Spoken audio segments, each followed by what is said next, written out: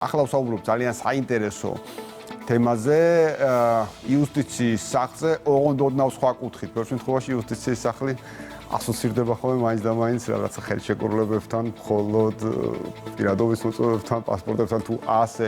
შემდეგ, მაგრამ ძალიან მნიშვნელოვანი სერვისი, რომელიც იუსტიციის სახლს აქვს, ბატონი ვახტანგ ჟვანია, იუსტიციის სახლის თავმჯდომარეა ჩვენი სტუმარი. მოგესალმებით ბატონო. მადლობა მობრძანებისათვის. ბიზნეს ინსაიდერში იმედის და დავიწყოთ ბიზნეს ასისტენტით. ესე იგი უნიშნულოვანესი სერვისი, რომელიც თქვენ დაგეგმეთ რეალურად და ახორციელებთ ბიზნეს სექტორისთვის, თუ შეიძლება რომ გითხრათ რა არის ძირითადი მიმართულება ამ ნაწილის. დილამშვიდობის, მივესალმებით თქვენს მაყურებელს, თქვენ შესავალშივე ყველაზე მნიშვნელოვანი აქცენტები გააკეთეთ იმაზე, რომ თქვათ იზრდება ბიზნესი, ვითარდება, აქედან გამომდინარე შეუძლებელია ისეთმა დიდმა დაწესებულებამ, როგორიც არის იუსტიციის სახლი, რომელიც 500-მდე სერვისს აერთიანებს და გარდა პირადობებისა და პასპორტებისა. ბატონო, ეს რაც ესე სახეზე ჩანს ხოლმე ერთი შეხედვით 500-მდე სერვისია. ასევე იურიდიული კომპანიების რეგისტრაცია, მიწების და ასე შემდეგ რეგისტრაცია ყველაფერი იუსტიციის სახლში ხდება. აქედან გამომდინარე ჩვენც მაქსიმალურად ვეცადეთ მოგვეფიქრებინა ისეთი ინოვაციური პროექტი, მორიგი, რომელიც ბიზნესს დაეხმარებოდა თავის საქმის მარტივად კეთებაში და სწორედ ასე შეიქმნა ბიზნეს ასისტენტის იდეაც. ბიზნეს ასისტენტი არის პროექტი, რომელიც თავიდან ბოლომდე ორიენტირებულია ხელი შეუწყოს ბიზნესს და გაუმარტივოს მას იმ სერვისებზე წვდომა, რომელსაც ზოგადად ყველას თავაზობს იუსტიციის სახლი. აი ძირითადში რას თქვენ აღნიშნეთ, ხო ბიზნესისთვის ესეთი დრო როგორც წესი ხარ, განსაკუთრებით საერთოდ ყველაზე მნიშვნელოვანი ნაწილია სწრაფი გადაწყვეტილების. არა მხოლოდ ბიზნესთვის, ადამიანებისთვის ხარ. ამ დროში დრო ყველაზე კიდევ უფრო მეტად ფასეულია. რა სერვისებია შესაძლებელი რომ მიიღონ ამ პროექტის ფარგლებში, ამ ინიციატივის ფარგლებში ბიზნესმა? კი ბატონო, დრო ყველასთვის ძვირი ღირს, ასე ვთქვათ, მაგრამ რეალურად ალბათ ბიზნეს ყველაზე მეტადაა გააზრებული ეს პროცესი. აქედან გამომდინარე ჩვენც ამ პროექტის ფარგლებში ბიზნესს ვთავაზობთ იმ მოცემულობას, როცა ნებისმიერ მათგან შეუძლია ვთქვათ გააფორმოს იუსტიციის სახლთან ხელშეკრულება, რომლის საფუძველზეც მას ეყოლება თავისი ასისტენტი და ამ ასისტენტის თავარი პერსონალური ასისტენტი ბიზნესს, ხო ამ შემთხვევაში? კი ბატონო, რომელსაც თავარი ფუნქცია ექნება ის, რომ ნებისმიერი დოკუმენტი, რომელიც უნდა წარმოადგინოს ან დაარეგისტრიროს ბიზნესმა, ჯერ ეს ასისტენტი გაივლის, შეამწმებს ამ დოკუმენტის შინაარსს, მის შესაბამისობას იმ მოთხოვნებთან, რა მოთხოვნებიც დადგენილია და მხოლოდ ამის შემდეგ იქნება შესაძლებელი განცხადების გაკეთება, რაც რა თქმა უნდა ბიზნესს დამხელა ტექნიკური საქმის ჩამოშორება ხდება ამ შემთხვევაში ბიზნესისგან თუ ამის და რეალურად ეს რა თქმა უნდა ამცირებს იმ ხარვეზების რაოდენობას, რომელიც შეიძლება ნებისმიერ განაცხადს მოყვეს იუსტიციის სახლში. ასე რომ ეს ერთი რომ ბიზნესს უზოგავს დროს, მეორე უკეთებს ანალიტიკას, თუ რა საკითხებთან დაკავშირებით ქონდა ყველაზე მეტად შეხება იუსტიციის სახლთან და ასევე მესამე ნაწილი ისევ დროის ეკონომიას ეხება, ბიზნესს შეუძლია ჩვენი თანამშრომელი, მისი ასისტენტი გამოიძახოს თავის ოფისში და იქ გააკეთოს ნებისმიერი განაცხადი, რომელიც მოქმედებად ცალკეა. კი ბატონო. ასე რომ ეს არის პროექტი, რომელიც თავიდან ბოლომდე სრულად ორიენტირებულია ბიზნესზე. ეხლა თქვენ რაც შეეხება თქვენს კითხვას და თქვენი კითხვის ნაწილს, რომელიც შეეხებოდა რა სერვისებს მიიღებს ბიზნესი ამით.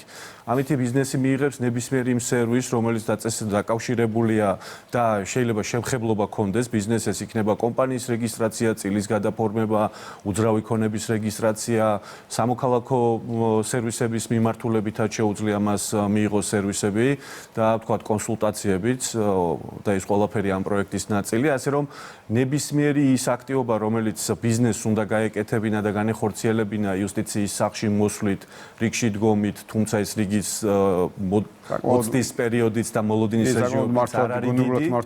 კი ბატონო, ეს დროც კი ასე ვთქვათ მოშორდა ამ პროცესს და აქედან გამომდინარე შეგვიძლია ვთქვათ, რომ ბიზნესი არის იქნება ბევრად უფრო მოქნილი იუსტიციის სახლთან ურთიერთობაში, ვიდრე მანამდე იყო. კი, აბსოლუტურად. ეს პერსონალური ასისტენტის თემა ესეთი ცალკე კომფორტია, როცა იცის სწრაფათვის დაურეკვა ამ ნაწილში. მაგრამ ალბათ იქნება რაღაც პაკეტები, ხო, რომელიც შესაძლებელია, რომ სხვადასხვანაირად იგივე კომპანიების რამდენად ხელმისაწვდომია, როგორია ეს ხდება დაყოფა, ვთქვათ, თუ ერთიანი შეთავაზება ამის სახებას.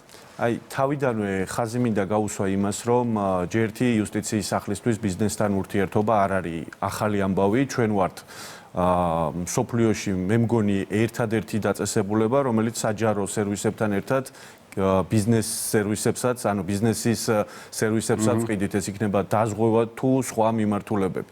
მაგრამ თქვენ რასაც ბრძანებთ, ძალიან მნიშვნელოვანი კითხვაა და ამ კითხვის პასუხად შემიძლია პირველ რიგში ხაზი გაუსვა იმას, რომ ეს არ არის პროექტი, რომელიც არის მოგებაზე ორიენტირებული პროექტი. ეს არის პროექტი, რომელმაც ხელი უნდა შეუწყოს და გაუმარტივოს ცხოვრება ბიზნესს. აქედან გამომდინარე, ის პაკეტები, რომელსაც იუსტიციის სახლი თავაზობს ბიზნესს, სწორედ მორგებულია მათ ინტერესებს. შეიძლება ბიზნესმა, ვთქვათ, ისარგებლოს სამთვიანი პაკეტით, რადგან იცის, რომ ანუ ეს შესაძლებელია, რომ მოკლევადიან პაკეტო არაუცებად ერთწლიანი, ერთწლიანი, ასევე ვთქვათ, შესაძლებელია რაღაც სერვისების დამატება ან ამოკლება. ანუ ბიზნესს შეუძლია თავიდან ბოლომდე გადახედოს თავის საჭიროებებს, თავის ინტერესებს და ამის მიხედვით, ვთქვათ, განსაზღვროს თუ რომელი პაკეტი. ეს კიდევ უფრო მოქნილი პაკეტია. კი ბატონო, მოქნილი ურთიერთობა. ამ ნაწილში თუ გქონდათ უკვე და ალბათ გექნებოდათ კომუნიკაცია ბიზნესთან და აი უკავშირი როგორია გიგო დაინტერესების ნაწილი, აი როგორ ხედავთ რეალურ პრაქტიკაში უკვე დანერგილს? მოგიხსენებათ, როცა იუსტიციის სახლზეა საუბარი, აქ ყოველთვის პირველი რაც მოგდის, ეს უნდა იყოს თავში, ეს არის ხარისხი. აქედან გამომდინარე, ჩვენ სანამ ამ პროექტს ჩაუშვებდით, ასე ვთქვათ, ოფიციალურად, მანამდე დაახლოებით 4-5 თვიანი გამოსასწრელი პერიოდი გქონდა, როცა სატესტო რეჟიმში მუშაობდა ეს პროექტი. დღეს ამ მომენტისთვის 17 კომპანია სარგებლობს ამ სერვისით და ბუნებრივია, ჩვენ გქონდა ბიზნეს ასოციაციაში შეხვედრა, სადაც გავუმართეთ პრეზენტაცია. ბუნებრივია, ძალიან ბევრი კითხვა არსებობდა, იმიტომ რომ თქვენ იცით, რომ თითქმის 24 საათიან რეჟიმში, ყოველდღიურ რეჟიმში უწევს ბიზნესი იუსტიციის სახლთან ურთიერთობა. აქედან გამომდინარე, ვეცადეთ, რომ მაქსიმალურად ყველა კითხვისთვის პასუხი გაგვეცა, რაც შეეხება ამ სატესტო რეჟიმს, ამ პერიოდმა, ამ 4 თვემ მოგცა ჩვენ შესაძლებლობა ეს პროცესი, ეს პროექტი დაგვეხვეწა ბოლომდე და სრულად ის ხარვეზები, რაც კი გამოჩნდა ამ 4 თვიანი კომუნიკაციის და ურთიერთობის პროცესში, ამ ხარვეზების საფუძველზე, ვთქვათ, უფრო მეტად სრულყოფილი გაგვეხადა ეს პროექტი. ეს მნიშვნელოვანია კი, რომ პრაქტიკაში გამოვიცადა, ასე რომ ვთქვათ, ეს ნაწილი. ეხლა ახსენ 17 კომპანია, ხო, ჩართული.